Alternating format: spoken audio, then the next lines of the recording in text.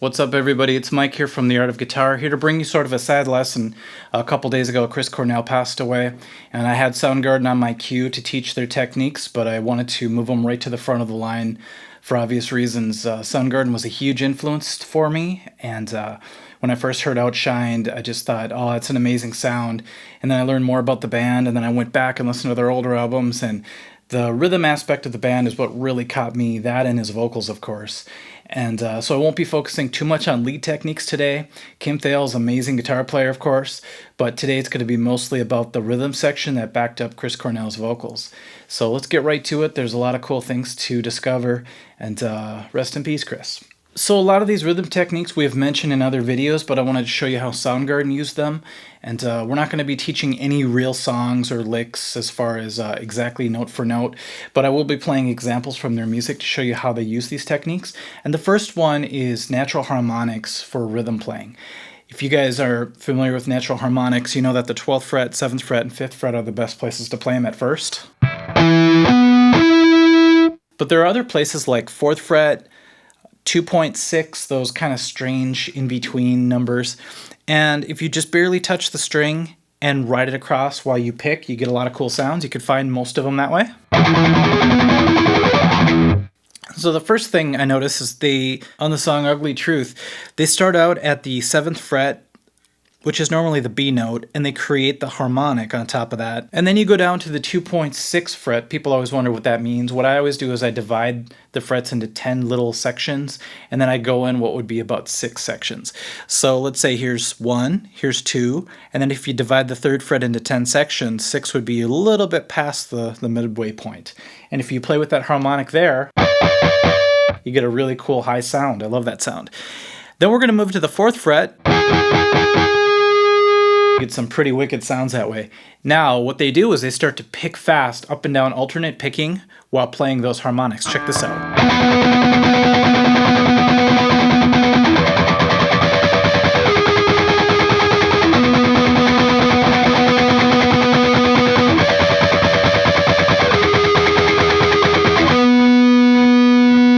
What a really cool way to dress up a rhythm part.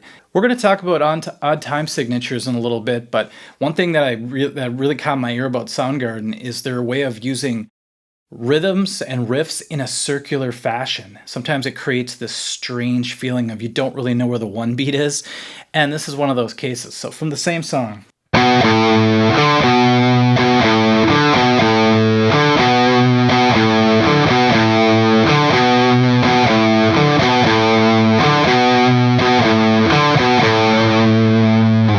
So I would call that a circular riff, a riff that sounds like it's just rotating, it's going in a big circle. And in SOUNDGARDEN's case, it's always a strange time signature, so you're always like, where's that one beat exactly? And after a few times listening to the song, you might finally catch it. But I was always amazed at how Chris could keep track of the beat while singing and often playing difficult guitar parts. He played way more guitar than I thought. When I first saw pictures of SOUNDGARDEN, I saw the cover of Louder Than Love, and it looked like he was just a singer who just jumped around, kind of like Eddie Vedder did in the beginning, where he's hanging off rafters and stuff. But after really watching, live videos and reading about them, I noticed that Chris Cornell played tons of guitar in the band. I always thought it was just Kim mostly. Writing riffs can be a little bit tough sometimes, so sometimes you need a little bit of help. And one thing I really think is cool is when you take a chord, a particular type of chord, and maybe play 2 notes from it. And that's what they do in this case. When we're talking about Hands All Over, there's a D, kind of a droning D sound underneath, and then they play on top of it 2 notes, and these 2 notes create the D7 chord from that droning D. So what you're doing is you're playing the flat 7, the C, then reaching up here and playing the F sharp, which is the 3rd. So that implies a D7 chord. So imagine the low D just going the whole time, and you get this.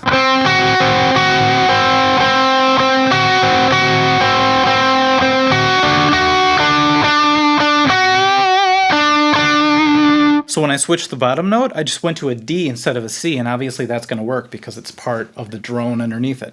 Now, it's not just a steady drone, but it's a riff that has some sliding in it, but the implied tone is D. So that's a fun way to create riffs. Just think of a chord that you really like the sound of and break it up a little bit and play it one note at a time. And I love how this works out when it does all go together. I can't do it all on one guitar, but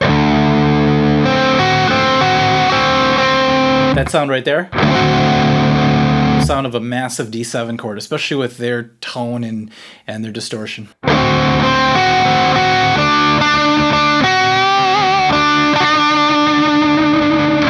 Chaos octaves with tremolo picking. This is a lot of fun live. When you're just sitting in a room and you're trying to do it, it's not as exciting. You feel like you're putting in a lot of work. But live, there's something about the adrenaline live. It just makes your right hand go crazy, and these just become more and more chaotic. So create an octave. We're going to start here on the 5th string, and we're going to go A and then the octave A. So remember, we're skipping that middle string here. And we have to deaden everything around it. So make sure to watch the lesson on that on the website about muting left hand strings. So we're going to create this first octave.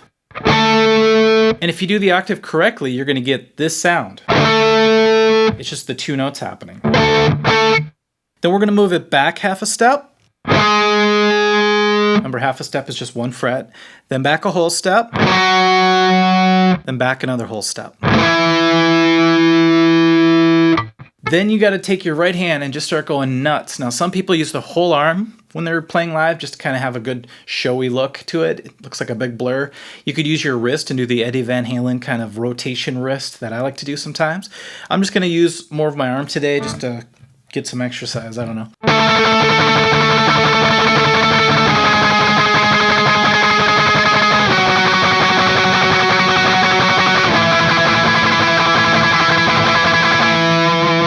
And some people might not call this next thing a technique, but I do when it comes to bands that utilize tunings to create their sound. And an amazing sound that Soundgarden got off a certain particular tuning is drop B tuning, which is very rare. Now, that's kind of not really being 100% truthful. It's not really drop B. Like, you're not tuning way down and then dropping the 6th string down like you normally would for drop D.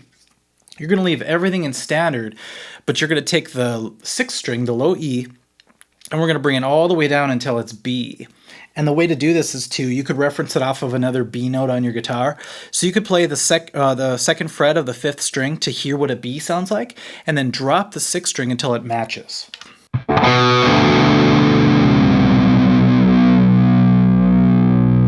Did you hear it come together? That's the secret.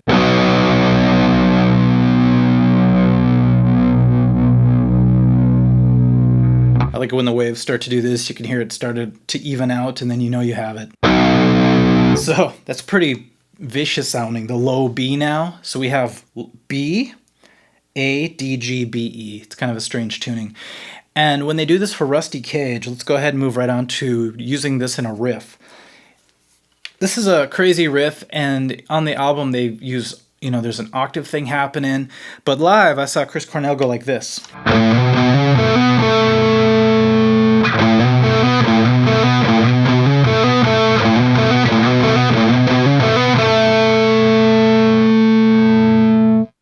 Now, to add another technique to this, we're going to implement the wah pedal, but we're not going to use it yet like we normally would use a wah pedal. We're just going to use it as like a filter. So I'm going to engage it right now. If you guys have a wah pedal, you know what I just did. You had to click it forward and then bring it back to make it work. And I'm going to bring it all the way back so it's got a real throaty sound to it.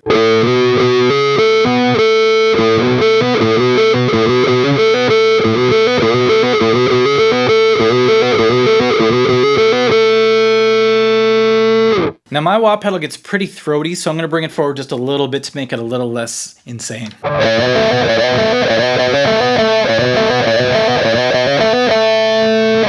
Okay, I guess it's just my wah pedal. I can't make it not sound crazy. Now when you're in drop B, you're going to notice that your slightest bend or slightest overfretting will really affect the tone and the actual note. You'll be like, oh, the pitch of the note keeps going up a little too high if I push too hard, because the string is so loose now that it's very susceptible to that. So you got to be careful, but you'll notice when they play the middle part, I'll call it the bridge for now, when it's kind of the breakdown, bridge breakdown, when they hit a note, they don't just play it regular. They actually give it a quarter bend, which I think makes it a little more interesting. So let me play the riff a little bit.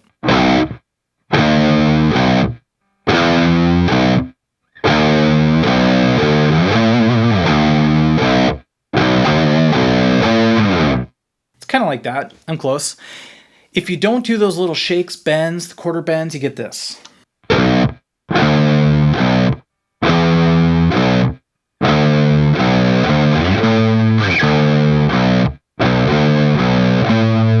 A little lifeless. So let's bring it back to life. Let's go like this and give it a little vibrato and those quarter bends. See, I just had to go just a little bit of a bend.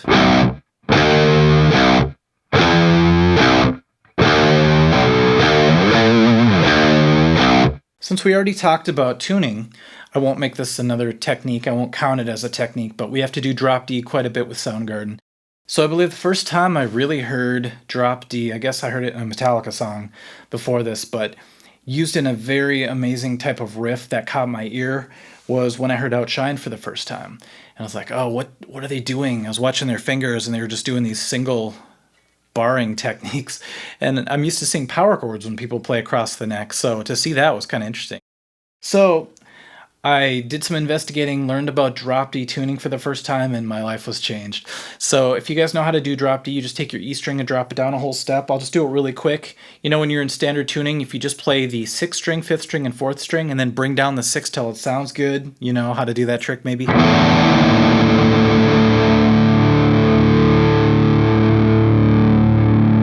That's the quick drop D technique. You can also use your tuner, of course.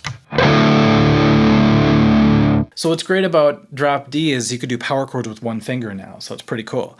So try that one time. Once you're in drop D, just take your first finger, lay it across the 3 big strings, and just start going all over the place.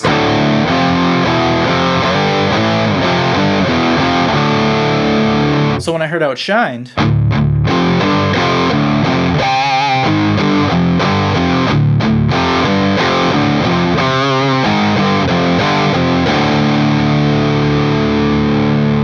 it just had this real deep grinding sound, and I just loved it. I fell in love with drop D ever since. I talked about odd time signatures, and that's one of the things SOUNDGARDEN is known for amongst musicians. They're always like, oh, that was a weird 7/8, 9/8, different types of numbers. And I'm not going to go into time signature counting too much, but I'm just going to say this has 6 beats, 7 beats, 9 beats, whatever. If you count the beats for Outshined, it's a strange time, one that's not typical. 1,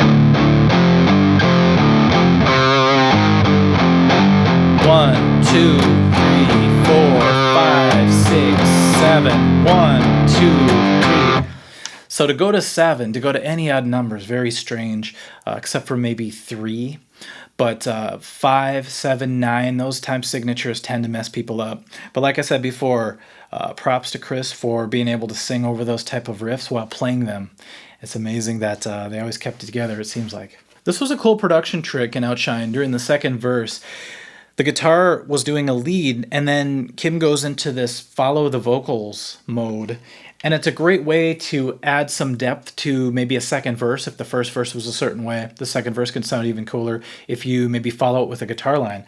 So just following it, it ends up being just a pentatonic thing.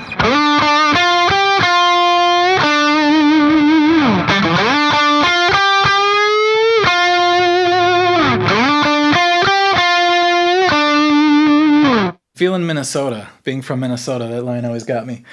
All right, so that's just a cool production idea, a good rhythm idea. If you have 2 guitars in the band, it's a cool way to fill in some sound. Okay, now for my favorite SOUNDGARDEN song by far, Jesus Christ Pose. There's so many cool lessons in this. And the first one that really catches my ear, but besides just the really cool intro with the drums and the feedback and everything, by the way, for some cool feedback, just crank up your distortion and amp and stand in front of it, hold your guitar in front of it. One of these days we'll do a feedback primer, but not today. Anyhow, this whole concept of going... I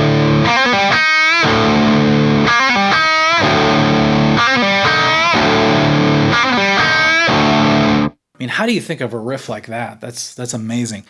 And then what I wanted to use this as a technique practice for you, something to add to your playing, is if you have the 2 guitar attack, have the other guitar go up an octave higher and do the exact same thing. And so that the other guitar part will be the same thing, just 12 frets higher.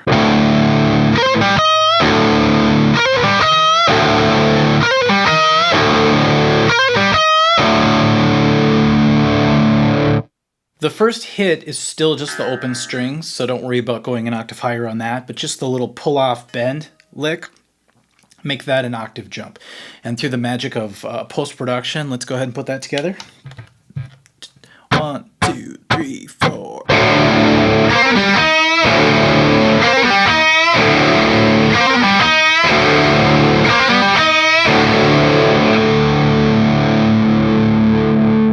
Okay, I'm just trusting that that's going to sound cool later. Now, I call this a chunging riff. I don't know why. It's just something I made up, chunging. And when they kick into it, you're palm muting. So remember, the side of your hand, the side of your palm, right here, goes against where the bridge meets the strings. And we're going to do kind of a Metallica thing where you mute the string. But we're going to alternate pick. So you really have to work on angling your pick forward to get a really smooth feel over the string. That's number one. If you can't do that, if your pick's getting caught, you got to work that out. Remember, tilt the pick forward a little bit to get a good angle for that. Now what we're going to do is I'm just going to play notes somewhere on that string. It's just going to be a one-string trick. And I'm going to just bounce up and down, use some hammer-ons, but remember, I'm not going to teach you the riff today, just the technique. So get that machine gun hand going, and then add the left hand.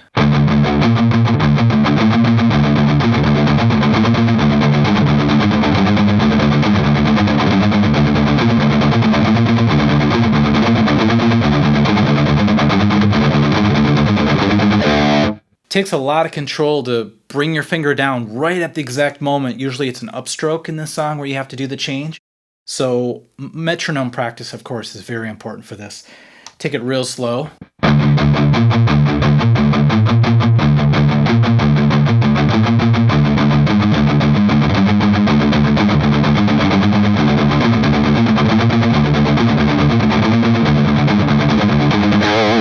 We've got the unison bends used in a really eerie way in this tune. We've got the, if you don't know what unison bends are, we're just going to go to the, in this case, 3rd string, 13th fret with our ring finger and our middle finger, and the 2nd string, 11th fret with our 1st finger, and we're going to bend the 13th fret up a whole step while leaving that 1st finger behind. And they just converge onto the same note. When you do that,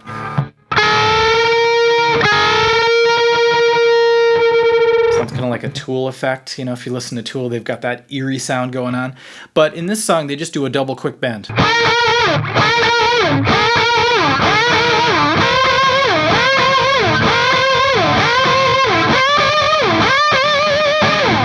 Back in the early 90s, you know, when I first heard Nirvana, there was a lot of sloshy mutes going on. The first time I heard Smells Like Teen Spirit, the whole kind of sound over the string. So what we could do is we take our pick and we lightly touch the strings and we get what I call the sloshy mutes. And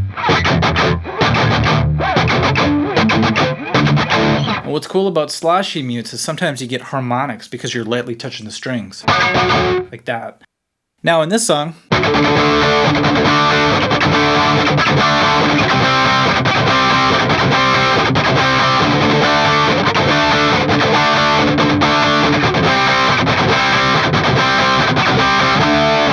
it's fun because you could do the slosh chords and then just add the fretting and you get the chord itself. So you get this.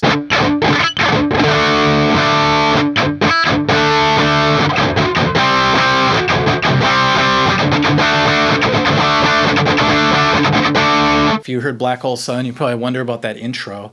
And from what I've learned, they're using a slide and then a rotary effect and some delay, some reverb, a whole bunch of cool stuff. I'm just going to go ahead and go to my front pickup because I like to do that when I do slide. And I'm going to slide around a little bit. I'm actually going to pick the notes. Sometimes I don't do that, but we're going to slide up to the 15th fret, up to the 17th fret, all on the B string, then 12, 10, 8. I'm just saying fret numbers just in case you guys don't know the notes up here. And then we're going to finish up the 11th fret back to the 15th. And if you listen to it, it's a real lazy slide. It's not real precise and fast moving. It's basically like...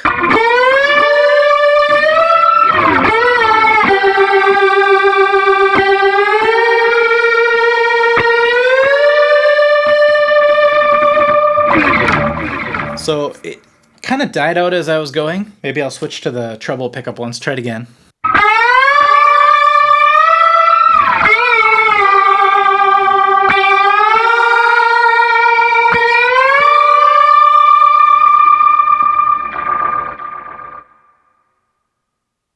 Remember, we're going to do a whole slide session and lesson, same thing I guess, on the website coming up very soon.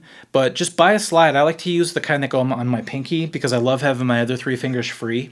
But when you do experiment with the slide, remember the trick is to not push. It's kind of like a natural harmonic feel. You barely touch the string. And then I like to take my other 3 fingers and mute the string behind it to kill any other notes that could be happening on this side. Remember, if you push too hard or not enough, you're not going to get the sound you're looking for with the slide. I have a chorus effect that I like to put on really fast speeds, and it does emulate this. I do have the pedal, but I'm going to hook it up later and add it to this. So what we're going to do is we're going to play the notes to the verse, and they're just really high triads. If you don't know your triads, it's really important to learn them. That way you can come up high and play normal chords, but in 3-note triad form. And I guess you'd just be decorating the rhythm in a little bit of a different way than just strumming big chords. So here's an example.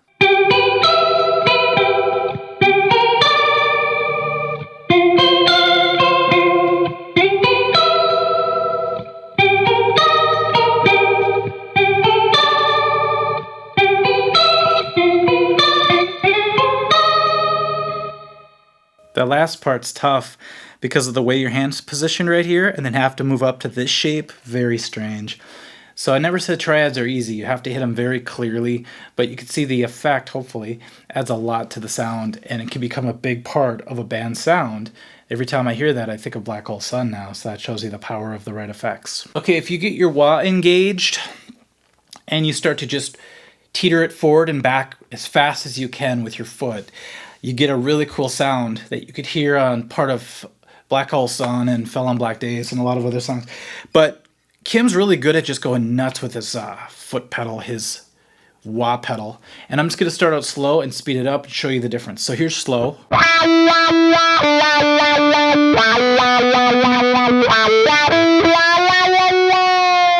But if you go into hyperspeed,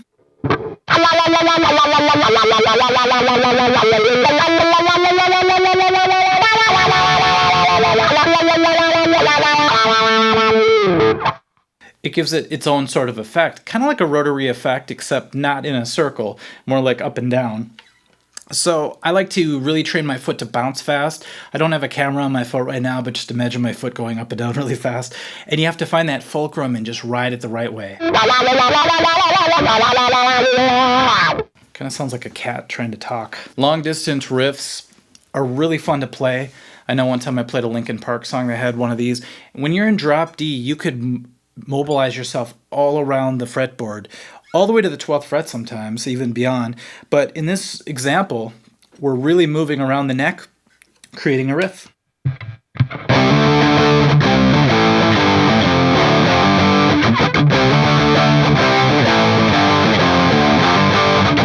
The reason that's so effective in drop D is, as you know, you could use one finger to play a power chord now. So you could do hammer-ons, you could do slides, you could do big jumps and get a really effective sound. So you could just make things up too. You could be like...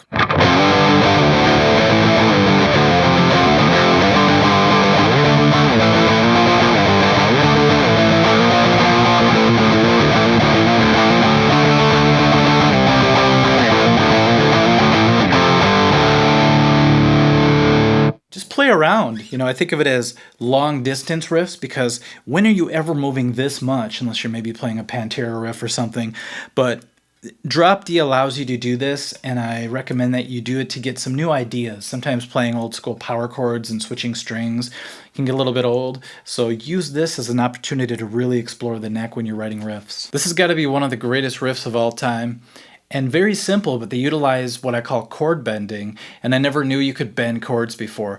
If you ever try a bar chord and try to bend it, it just doesn't feel right. But what they do in a really great way is they take this concept of a power chord and they bend just the higher notes. So in this case, we're going to go down to the B power chord, and we're going to take the 2 9th frets here on the 5th and 4th strings and just bend them a little quarter bend and back. So it gives it a kind of interesting sound. So you start off first with the E chord.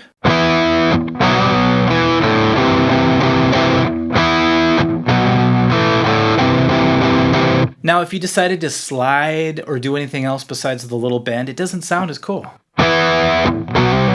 See, it's just more Egyptian sounding. But with this little, you get the bend effect, a little bit of a modulation, and it stays where you are, so you don't have to slide around.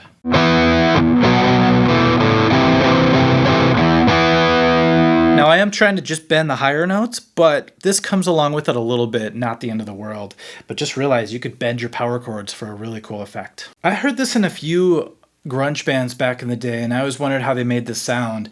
And it turns out it's the old pedal tone open string mixed with some really high notes. So in this case, it's really cool because we're going to go to the 3rd string, 16th fret, and we're going to go, so we're going to do a little hammer-on pull-off and move around.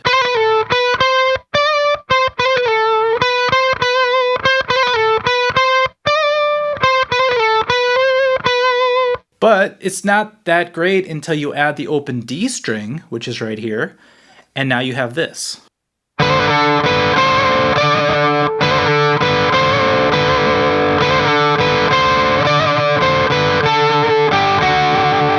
A little more distortion.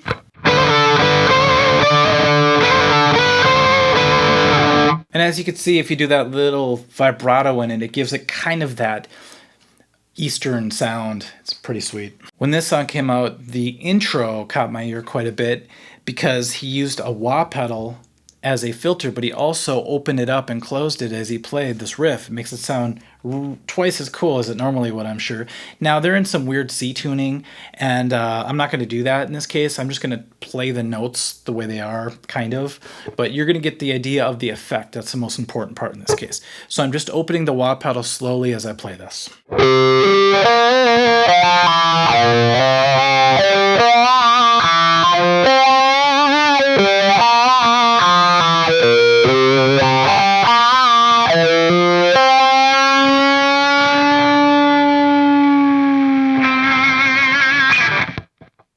So you probably realize you have to get a wah pedal if you're going to play a lot of Soundgarden stuff. Alright guys, like I said, this was kind of a sad lesson for me to have to teach. Never expected Chris Cornell to pass this early. I believe he's only 52. So hopefully his spirit can live on through the music that we play. And now that you know a few techniques from Soundgarden, hopefully you can carry it on. And hopefully you enjoyed the lesson. And we'll see you guys soon with some more videos. But just like I said, I want to get that one out for Chris. And we'll talk to you guys later.